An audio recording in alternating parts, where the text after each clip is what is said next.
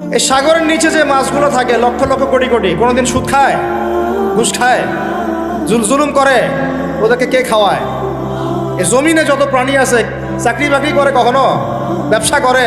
কিছুই তো করে না। কে খাওয়ায়? তা আমাকে সুদই খাওয়া লাগলো?